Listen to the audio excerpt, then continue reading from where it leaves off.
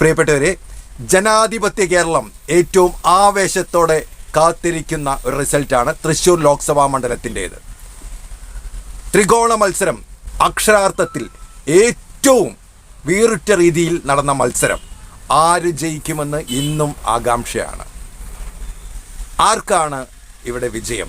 എന്നോട് ഇന്ന് സംസാരിക്കാനുള്ളത് ഒരുപക്ഷെ കുരിയച്ചയുടെ പ്രവാചകൻ എന്നറിയപ്പെടുന്ന, കഴിഞ്ഞ ലോകകപ്പ് പോലുള്ള മത്സരങ്ങളിൽ കൃത്യമായി അർജൻറ്റീനയ്ക്ക് കിട്ടുമെന്ന് കൃത്യമായി പ്രവചിച്ച കുരിയച്ചയിലെ പ്രശസ്തമായ ജയ ബിരിയാണി എന്ന കടയുടെ സ്ഥാപകനും അതുപോലെ തന്നെ പ്രൊപ്പറേറ്ററുമായ കെ ഡി ജോൺസനോട് നമുക്ക് സംസാരിക്കാം. ജോൺസേട്ടാ, ആരായിരിക്കും കൂടുതൽ ബിരിയാണി മേടിക്കുക ജൂൺ 4-ന്? ആരായിരിക്കും? എല്ലാവരും പലരോടും ചോദിച്ചപ്പോഴും UDF-ഉം LDF-ഉം BJP-യും ഒരേപോലെ വിജയം പ്രതീക്ഷിക്കും. തീർച്ചയായിട്ടും അത് കേരളം മുഴുവൻ ഇന്ന് ചർച്ചയാണ്. ജോൺസേട്ടൻ എന്താണ്? ജോൺസേട്ടൻ ആരാണ് വിജയാവുന്നത്? ജോൺസേട്ടൻ പ്രതീക്ഷിക്കുന്നത്? ജോൺസേട്ടൻ്റെ ഇഷ്ടമല്ല, ജോൺസേട്ടൻ ആരെയാണ് പ്രതീക്ഷിക്കുന്നത്? എൻ്റെ കാഴ്ചപ്പാടിൽ കണക്കൂട്ടിൽ കെ മുരളീധരനാണ് ഒരു ചാൻസ് കൂടുതൽ നിൽക്കുന്നത്. ജോൺസേട്ടൻ, നമ്മൾ തെരഞ്ഞെടുപ്പിൻ്റെ കഴിഞ്ഞ 2 മാസത്തോളം ഒരു വലിയ നീണ്ട തെരഞ്ഞെടുപ്പ്. തീർച്ചയായിട്ടും മുരളീധരൻ കുറച്ച് ദിവസങ്ങൾക്ക് ശേഷമാണ് നമ്മൾ പുതിയ കാലത്ത് ഓളം എന്നൊക്കെ പറയുന്നത്. തീർച്ചയായും ഈ കാര്യത്തിൽ മുരളീധരൻ മറ്റ് 2 സ്ഥാനാർത്ഥികളെക്കാളും അല്പം പിന്നിലായിരുന്നു. ജ്യേഷ്ഠൻ അംഗീകരിച്ചു. തീർച്ചയായിട്ടും. എന്നിട്ട് താങ്കൾക്ക് ഇത്ര വിശ്വാസം എന്തുകൊണ്ടാണ്? ശരി, അപ്പോൾ ഒരു 5 വർഷം പുറകിലേക്കൊരു പോയിന്റ് പറയാം. അന്ന് നമ്മളുടെ സുരേഷ് ഗോപി, പ്രതാപൻ, പിന്നെ രാജാജി മാത്യു 2019. അപ്പോൾ മുനിസിപ്പൽ ഓഫീസിലായിരുന്നു അന്നത്തെ സുരേഷ് ഗോപി, രാജാജി മാത്തുവിന്റെ ഗംഭീര കലാശക്കൊട്ട്. ആ സമയത്ത് പ്രതാപന്റെ കലാശക്കൊട്ടിന് ആരും ഉണ്ടായിരുന്നില്ല. അവര് റൗണ്ടില് ഒരു 10-30-40 ആളായിട്ട് ജാഥ വിളിച്ചങ്ങോട്ട് പോയി. ഇത് കഴിഞ്ഞ് പിറ്റേ ദിവസം ദേശാഭിമാനി പത്രത്തില് കലാശക്കൊട്ടിന് ഒരു വാർത്തയിൽ പ്രത്യേകം ഇങ്ങനെ എടുത്ത് എഴുതിയിട്ടുണ്ടായിരുന്നു. എന്തെന്ന്, കലാശക്കൊട്ടിന് പോലും പ്രതാപന്റെ ആളില്ലാണ്. ഞാൻ ആ പേപ്പർ കട്ടിങ്സ് എൻ്റെ കയ്യിൽ ഇപ്പോൾ ഉണ്ട്. കലാശക്കൊട്ടിന് ആളില്ലാണ്. പക്ഷേ മത്സരം കഴിഞ്ഞപ്പോൾ എന്തുണ്ടായി? 1,00,000 അടുത്ത് ഭൂരിപക്ഷത്തിന് പ്രതാപൻ ജയിച്ചു. പക്ഷെ ആ കാലഘട്ടത്തിൽ ഇപ്പം 2019 തെരഞ്ഞെടുപ്പ് താങ്കൾക്കറിയാം, രാഹുൽ ഗാന്ധി പ്രധാനമന്ത്രിയാവുന്ന എഫക്റ്റ്, അതുപോലെ ശബരിമല എഫക്റ്റ്, അങ്ങനെ കുറേ 2 വിഷയങ്ങൾ പ്രധാനമായിട്ട് കത്തിയുന്നൊരു വിഷയമാണ്. ഇപ്പോൾ തൃശ്ശൂർ, താങ്കൾ ഈ പറയുന്ന പോലെ ഒരു തൃശ്ശൂർ നിയോജക മണ്ഡലം മാത്രമല്ല, 7 നിയോജക മണ്ഡലം ഒരു മണ്ഡലമാണ്. തീർച്ചയായിട്ടും 7 മണ്ഡലവും ഇടതുപക്ഷം ഉറപ്പായിട്ടും. എന്നിട്ടും താങ്കൾ എങ്ങനെയാണ് ഇതിൻ്റെ ഒരു കാൽക്കുലേഷൻ? നമ്മളിപ്പോൾ ഇവിടെയൊക്കെ ഒരു 100 ആള് എടുത്തു കഴിഞ്ഞാൽ നമ്മളിപ്പോൾ ഒരു ഏകദേശം കണക്ക് ഒരു 60% ഭൂരിപക്ഷ സമുദായവും 40% ഭൂരിപക്ഷ സമുദായമാണെന്നാണ് വെപ്പ്. അപ്പോൾ ഈ 60% ഭൂരിപക്ഷ സമുദായത്തിൽ പോൾ ചെയ്യുന്ന വോട്ട്, പകുതി വോട്ട് വരെ സുരേഷ് ഗോപി പിടിക്കാനുള്ള സാധ്യത കൂടുതലാണ്. അപ്പോൾ ഒരു 6,50,000 അല്ലെങ്കിൽ 60,000 വോട്ടോളം പോൾ ചെയ്തു വരും. അതായത് തൃശ്ശൂരിന്റെ കണക്കൊരു പോൾ ചെയ്തിട്ടുള്ളത് 10,00,000 10.90 തൃശ്ശൂർ ലോക്സഭാ മണ്ഡലത്തിൽ ആകെ പോൾ ചെയ്തിരിക്കുന്നത്. കഴിഞ്ഞ പ്രാവശ്യത്തേക്കാൾ 4%. ഒരു 6.50-60 റേഞ്ച് ഭൂരിപക്ഷ സമുദായമാണ്. അപ്പോൾ ബാക്കി എന്താ പറയുക, ഒരു 4 ചില്ലറ 4.30 സമയം വരും. ഈ 6.60 കഴിഞ്ഞ പ്രാവശ്യം 2.93-4 സുരേഷ് ഗോപി കിട്ടിയത്. വലിയൊരു കുതിച്ചുചാട്ടമായിരുന്നു. അപ്പം അന്നും നമ്മൾ നോക്കുമ്പോൾ ഈ വോട്ടിലെ ഭൂരിപക്ഷ സമുദായത്തിൻ്റെ വോട്ടിൽ പകുതിയോളം വോട്ട് സുരേഷ് ഗോപി അന്ന് പിടിച്ചിട്ടുണ്ട്. അതായത് 10.90 കഴിഞ്ഞ പ്രാവശ്യം അത്ര വോട്ടില്ല. ഇവിടെ 2.90 കഴിഞ്ഞ പ്രാവശ്യം കഴിയുമ്പോൾ ഇപ്രാവശ്യം അതിനേക്കാൾ കൂടുതലുണ്ട്. അല്ല, 2.90 10.50 അന്ന് പോൾ ചെയ്ത വോട്ട്. ഇത് 10.90. അപ്പം ഒരു കാര്യം, പോളിംഗ് പെർസെൻറ്റേജ് കുറഞ്ഞിട്ടുണ്ടെങ്കിലും പോൾ ചെയ്ത വോട്ട് കൂടുതലാണ് ഈ പ്രാവശ്യം. തീർച്ചയായും. അതായത് 40,000-ഓളം വോട്ട് കൂടുതലാണ്. കൃത്യമായിട്ട് കണക്ക് പ്രകാരം 40,000-ഓളം വോട്ട് കൂടുതലായിരുന്നു കഴിഞ്ഞ പ്രാവശ്യം. അത് 2.93 കൃത്യമായി പറഞ്ഞാൽ സുരേഷ് ഗോപിയുടെ ഇത്. ഈ പ്രാവശ്യം അതിൽ കൂടുതൽ ഇപ്രാവശ്യം. അപ്പം എന്താ വെച്ചാൽ ആ വോട്ടില് അന്ന് പകുതിയോളം പിടിച്ചിട്ടുണ്ടെന്ന്. അതായത് മൊത്തത്തിൽ പോൾ ചെയ്ത വോട്ടില് ഭൂരിപക്ഷ സമുദായത്തിന്റെ വോട്ടില് പകുതി വോട്ടോളം അന്ന് സുരേഷ് ഗോപി പിടിച്ചിട്ടുണ്ട്. ഓക്കെ. ആ അവസ്ഥയിൽ അന്നത്തെ അവസ്ഥയിൽ സുരേഷ് ഗോപിയുടെ ഇവിടെ കൂടുതലായിട്ട് വർക്ക് കാര്യങ്ങൾ ചെയ്തോളൂ. പിന്നെ നമ്മൾ ഈ ഫോട്ടോ, നമ്മൾ ഈ പത്രങ്ങളിൽ ഫോട്ടോകൾ വരും ഡെയിലി. ഈ ഫോട്ടോ വരുമ്പോൾ മുരളീധരൻ വരുമ്പോൾ ഒരു 80 ആണുങ്ങൾ, ഒരു 20 പെണ്ണുങ്ങൾ. സുനിൽകുമാർ വരുമ്പോൾ 90 ആണുങ്ങൾ, ഒരു 10 പെണ്ണുങ്ങൾ. സുരേഷ് ഗോപി വരുമ്പോൾ 100-ൽ 95 സ്ത്രീകളാണ്. അതായത് സാറ് പറയുന്നത് കേരളത്തിൽ ഭൂരിപക്ഷം, തൃശ്ശൂർ അടക്കമുള്ള കൂടുതൽ ഭൂരിപക്ഷം വോട്ടുകൾ സ്ത്രീകളാണ്. സ്ത്രീകളുടെ വോട്ട് നിർണായകമാകും എന്നാണ് സാർ പറഞ്ഞിരിക്കുന്നത്. അത് ആ വോട്ട് ഭൂരിപക്ഷ സമുദായത്തിലെ സ്ത്രീകളുടെ വോട്ട് അതിലാണ് ശരിക്കും പറഞ്ഞു കഴിഞ്ഞാൽ ഒരു 660-ൽ ഒരു 330-ന് മുകളിൽ സ്ത്രീ വോട്ടർമാരുണ്ട്. അപ്പോൾ സ്ത്രീകളുടെ വോട്ടിൽ വളരെയധികം വോട്ട് സുരേഷ് ഗോപിയിലേക്ക് പോകും. അതായത് UDF-നും LDF-നും കാലാകാലങ്ങളായി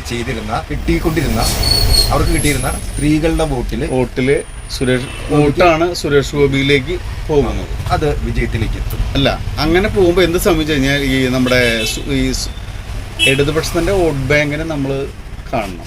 കാരണം വെച്ച് കഴിഞ്ഞാൽ എപ്പോഴും നമ്മൾ അവർക്കൊരു ന്യൂനപക്ഷ വോട്ട് ആവറേജ് ഒരു 30% കിട്ടാറ്. ന്യൂനപക്ഷ വോട്ടുകളിൽ എങ്ങനെയായിട്ട് സുരേഷ് ഗോപി പോകുന്നത്? ന്യൂനപക്ഷ വോട്ടിൽ ഒരു 2.5% വരെ കിട്ടാം. അപ്പോൾ ഒരു മിനിമം ഒരു 43 എന്ന് പറയുമ്പോൾ ഒരു 20,000 അല്ലെങ്കിൽ 25,000 വോട്ടിൻ്റെ കൂടെ വരെ പരമാവധി കിട്ടാം. ഒരു 330 വരെ ഈ ഭൂരിപക്ഷ സമുദായത്തിൽ വോട്ട് കിട്ടുകയും ഒരു 25,000 വോട്ട് മൊത്തം ന്യൂനപക്ഷ സമുദായങ്ങൾ വോട്ടും കൂടി കിട്ടുമ്പോൾ ഒരു 3.5 ലക്ഷം വോട്ടിന്റെ അവിടേക്ക് മിനിമം ബാക്കി 3.5 ലക്ഷം വോട്ട് സാധ്യത താങ്കൾ കാണുന്നു. ഇനി ബാക്കി എത്ര വോട്ട് ഉണ്ട്? കൃത്യമായിട്ട് സാർ 3.5 ലക്ഷം വോട്ട് സുരേഷ് ഗോപി കിട്ടുന്നതാണ് പറയുന്നത്. ബാക്കിയുള്ളത് 10.5 ലക്ഷം വോട്ടില് ബാക്കിയുള്ളത് 7 ലക്ഷം വോട്ട്. 7.5 ലക്ഷം. അതെങ്ങനെയാണ് ഡിവൈഡ് ചെയ്യുന്നത്? അപ്പൊ ഇവിടെ എന്ത് സംഭവിച്ചു കഴിഞ്ഞാല് ഈ ന്യൂനപക്ഷ ഈ 3.5 ഈ 660-ൽ 3 ബാക്കി 3.30 ഹിന്ദു വോട്ട് വരിക. ഹിന്ദു വോട്ടില് 3 ആ 3.30-ന് 3 ഭാഗം ചെയ്യും. ഒരു ഭാഗം UDF 1.10 ബാക്കി 2.20 LDF-നും. അപ്പോൾ 3.30 ഭൂരിപക്ഷ സമുദായത്തിൻ്റെ വോട്ട് BJP-ലേക്കും 2.20 സുനിൽകുമാറിലേക്കും 1.10 UDF-ലേക്കും പോകുന്നു. അപ്പോൾ അതങ്ങനെ അവസാനിച്ചു. ഇനി ബാക്കി 4.30 ഇത് വരുന്നത്. 4,30,000. ഈ വോട്ടിൽ നമ്മളൊരു 2% 2% സുരേഷ് ഗോപിക്ക് നീക്കി വെച്ചാൽ അത് 3.50 നിൽക്കുന്നതിൻ്റെ കാരണം അതാണ്. ഓക്കെ. പിന്നെ അവിടെ ഒരു 98 അല്ലെങ്കിൽ 97% വോട്ടുണ്ട്. അതിൽ ഇടതുപക്ഷത്തിന് ഇപ്പോഴത്തെ സാഹചര്യത്തിൽ പരമാവധി 30% ചാൻസ്. ഇനി ഏറി എങ്ങനെയൊക്കെ പറഞ്ഞാലും ഒരു 32-35 അവിടേക്ക് എത്താൻ ചാൻസ് ഇല്ല. അപ്പോൾ ആ വരുമ്പോൾ ഓട്ടോമാറ്റിക്കായിട്ട് എന്ത് സംഭവിച്ചു കഴിഞ്ഞാൽ ഈ 4.30-ൽ ഒരു 30 എന്ന് പറയുമ്പോൾ എത്ര ഒരു 1.20 അല്ലെങ്കിൽ 1.30 റേഞ്ചിലേക്ക് വരുള്ളൂ. അങ്ങനെ വരുമ്പോൾ ഒരു 3.50-ലേക്ക് സുനിൽകുമാർ നിൽക്കും. ഓക്കെ. അതായത് ഏകദേശം സുരേഷ് ഗോപിയുടെ നമ്മൾ പറഞ്ഞ അതേ റേഞ്ചിലേക്ക് വരും.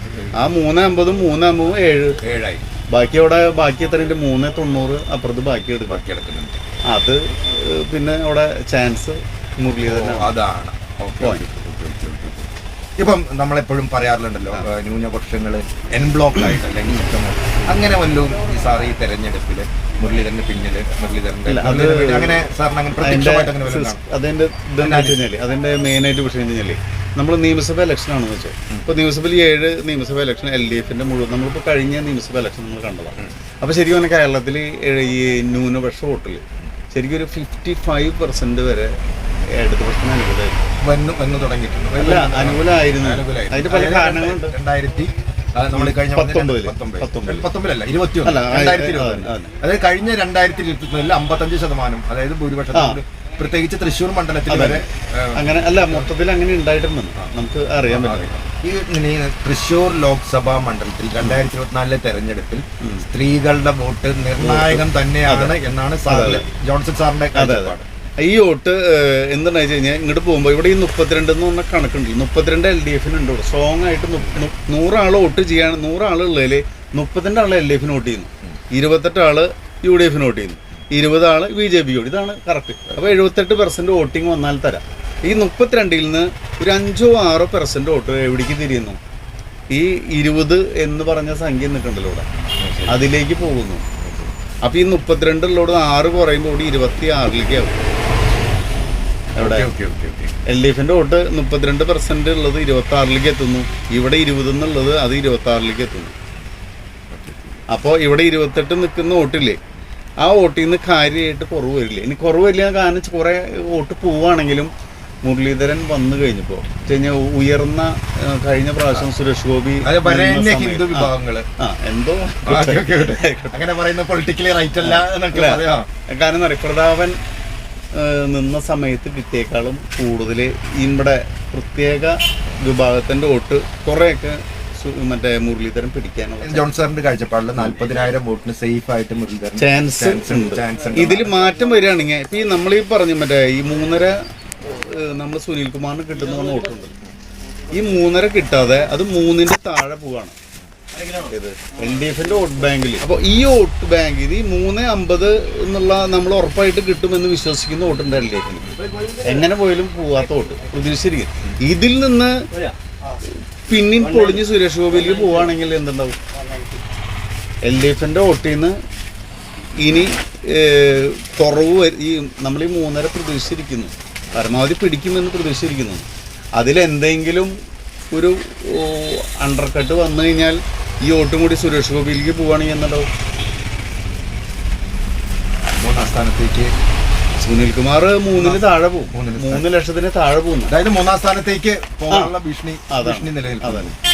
മാത്രല്ല വോട്ടേ ഇവിടെ 3 ലക്ഷത്തിന് താഴെ പോകുമ്പോൾ ഇവിടെ ഈ 50,000 നമ്മൾ സുനിൽകുമാറിന് ഉറപ്പായിട്ട് കിട്ടുന്നുള്ള പ്രതീക്ഷിച്ചിട്ടുള്ള വോട്ടുണ്ടെന്ന്. ആ വോട്ടാണ് സുരേഷ് ഗോപിയിലേക്ക് പോകുന്നത്. സാറേ, ഞാൻ 2 കാര്യങ്ങൾ പറയും. ഈ 3 സ്ഥാനാർത്ഥികളെ കുറിച്ച് വോട്ടിന്റെ കാര്യം സാർ, തൃശ്ശൂർക്കാർ ഈ 3 സ്ഥാനാർത്ഥികളും കഴിഞ്ഞ 5 വർഷത്തോളം ഇവിടെ വർക്ക് ചെയ്യുന്നു, അല്ലെങ്കിൽ തോറ്റിട്ടും വർക്ക് ചെയ്യുന്ന ഒരു ഇമേജാണ് സുരേഷ് ഗോപിക്കേണ്ടത്. അതുപോലെ തന്നെ സുനിൽകുമാർ നാടിന് വേണ്ടി ഇവിടെ ഈ നാട്ടിൽ ജനിച്ച് വളർന്ന് അതിനൊപ്പം നിൽക്കുന്നത്. മുരളീധരൻ വളരെ തിരഞ്ഞെടുപ്പ് രാഷ്ട്രീയത്തിൽ കരുത്ത് തെളിയിച്ച് എവിടെ നിന്നാലും കരുത്ത് തെളിയിച്ചൊരു വ്യക്തി. അപ്പം എങ്ങനെയാണ് തൃശ്ശൂർക്കാർ ഈ സ്ഥാനാർത്ഥികളെ ഇവിടെ സ്ഥാനാർത്ഥിയേക്കാളും ഉപരിയായിട്ട് ഇപ്പോൾ ഈ ഒരു ദേശീയ തെരഞ്ഞെടുപ്പ് നിയമസഭ ഇലക്ഷൻ ആണെങ്കിൽ ഈ പറഞ്ഞത് ശരിയാണ്. ഇപ്പം നമ്മൾ പഞ്ചായത്ത് ഇലക്ഷനാണ്, വാർഡ് ഇലക്ഷൻ ആണെങ്കിൽ ഒക്കെ ഇത് ഈ മെയിനായിട്ട് ഈ ലോക്സഭ ഇലക്ഷൻ ആകുമ്പോൾ സ്ഥാനാർത്ഥിക്ക് അത്ര പ്രാധാന്യമില്ല. പിന്നെ സുരേഷ് ഗോപിയുടെ പ്രാധാന്യം എന്ന് പറഞ്ഞാൽ സ്ത്രീ വോട്ടർമാർ പൊളിറ്റിക്സോ രാഷ്ട്രീയ വർത്തമാനകാല ഇന്ത്യ വിഷയം നോക്കിയിട്ടല്ല അവർ വോട്ട് ചെയ്യുക. അത് സ്ത്രീകളെ അപമാനിക്കുന്നില്ല. അല്ല, അങ്ങനെയല്ല. അവരെ സംബന്ധിച്ചുള്ള ഒരു ഒരു വർക്ക് എങ്ങനെയാണ് സുരേഷ് ഗോപി വന്നാൽ ഭയങ്കര മെച്ചം കിട്ടും. സുരേഷ് ഗോപി എന്ന് വരുമ്പോൾ ആരും വന്നാലും എന്താ, സുരേഷ് ഗോപി ആണെങ്കിൽ നല്ല ആളാണ്, അങ്ങനെ പൊതുവെ നല്ല മനുഷ്യൻ, നല്ല മനുഷ്യൻ, ഒരു ട്രെൻഡ് ഉണ്ടാക്കിക്കൊണ്ടിരിക്കുന്നത്. അത് സ്ത്രീകളുടെ ഇടയിൽ പുരുഷന്മാരാണെങ്കിൽ എന്ത് ചിന്തിക്കും? നമുക്കിപ്പോൾ ഇവിടെ ഇന്ത്യയുടെ ഇലക്ഷൻ അല്ലേ, ആ ഇലക്ഷനിൽ ഇപ്പോൾ ഇവിടെ ഒരു MP-നല്ലേ തിരഞ്ഞെടുക്കുന്നത്. ഇവിടെ മോദി വേണോ മോദി വേണ്ട എന്നുള്ളതാണ് ചോദ്യം. ആ ചോദ്യം പുരുഷന്മാരുടെ ഇടയിൽ നിൽക്കും. പക്ഷെ സ്ത്രീകളെ സംബന്ധിച്ചിടത്തോളം മോദിയോ പിണറായിയോ ഒന്നല്ല അവർക്ക് വിഷയം. ഇവിടെ നമ്മുടെ സുരേഷ് ഗോപി ജയിക്കട്ടെ. സ്ഥാനാർത്ഥികളുടെ മികവിനേക്കാൾ ഒരു പക്ഷേ പൊതുരാഷ്ട്രീയം, അതായത് ദേശീയ രാഷ്ട്രീയത്തിൽ മോദി വേണയോ വേണ്ടയോ അവിടെ സേഫ് മുരളീധരൻ പോകുന്നതാണ് നല്ലത് എന്നതുകൊണ്ടായിരുന്നു കൂടുതൽ. അതല്ലാതെ കുറച്ച് സ്ത്രീ വോട്ടർമാർ സുരേഷ് ഗോപിക്ക് വോട്ട് ചെയ്തതെന്ന് മാത്രമായിരുന്നു തൃശ്ശൂരിലെ സ്ഥാനാർത്ഥികളുടെ എഫക്റ്റ്. അതായത് സുനിൽകുമാറിന്റെ ഒരുപക്ഷെ സുനിൽകുമാർ നല്ലതല്ലാഞ്ഞിട്ടോ അതല്ല ആൾക്കാർ വിലയിരുത്തിയ ലോക്സഭാ തെരഞ്ഞെടുപ്പ്. ഇപ്പൊ ഇടതുപക്ഷത്തിന്റെ ഒരു കണക്കൂട്ടില് അല്ലെങ്കിൽ ഇങ്ങനെ ഉറപ്പായിട്ടും വിജയം എന്നൊക്കെ പറയുന്നു. അത് ജൂൺ 4-ന് ഇടതുപക്ഷം ജയിക്കാൻ ഒരു സാധ്യത ഉണ്ടെങ്കിൽ നമ്മൾ നേരത്തെ പറഞ്ഞല്ലോ, ഈ പകുതി 3.5 വോട്ട് അങ്ങോട്ട് പോകുന്നു പറഞ്ഞല്ലോ, ഈ സ്ത്രീകളുടെ വോട്ടറും.